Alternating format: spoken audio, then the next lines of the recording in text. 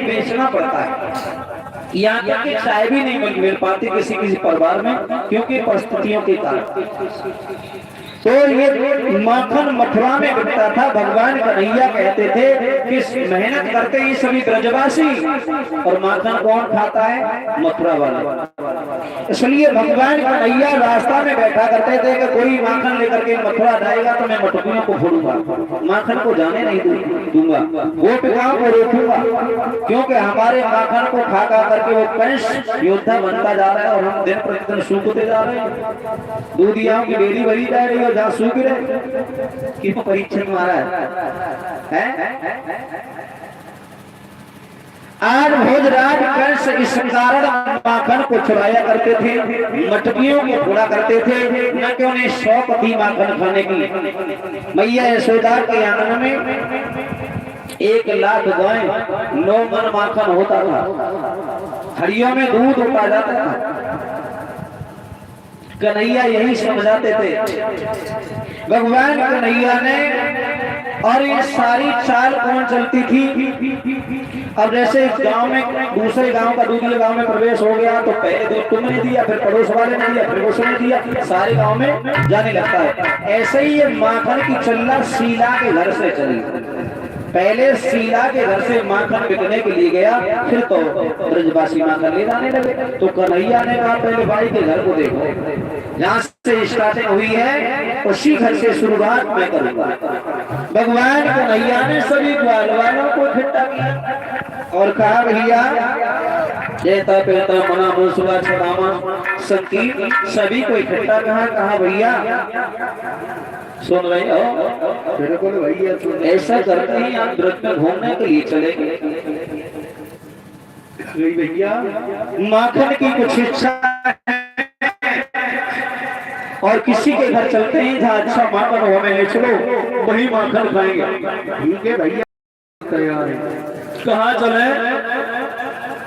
आज भैया ऐसा होगा शीला भाभी घरे चल रहे हैं, ऐसा ना हो कि वो घर में हो होगी तो देखेंगे चले भैया, ये तो क्या चोरी करेंगे।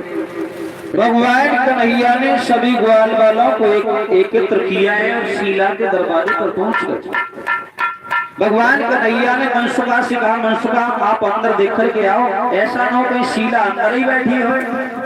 तो मनसुखा ने कहा बड़ो चतुर है, तू देख क्या पहले हम अंदर जाए तो हमें पकड़ ले, हम पिटे और तू बच गई हो।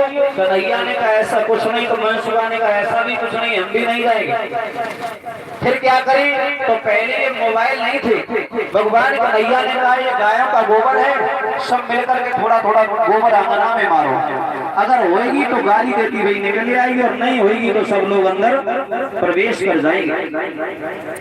शीला जल भरने के लिए गई थी, अब गोबर सबने जब मारा शीला हुई तो निकल गया है। वो पानी भरने के लिए गई थी, कन्हैया ने कहा खूब उपाय काम करो, अब चलो अंदर।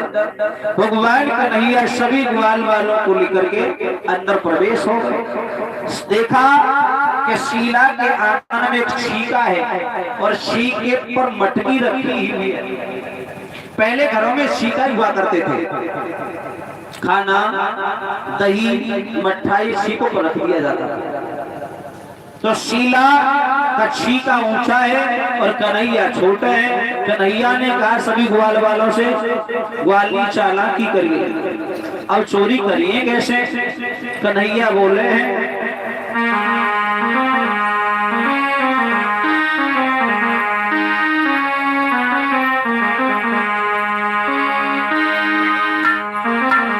अरे कैसे चोरी करिए श्याम, मटुकिया ऊपर धरी गई है।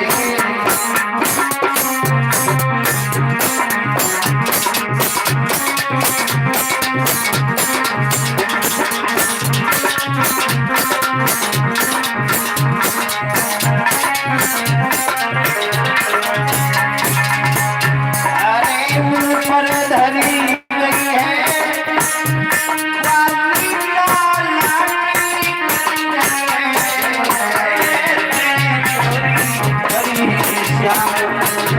Yeah.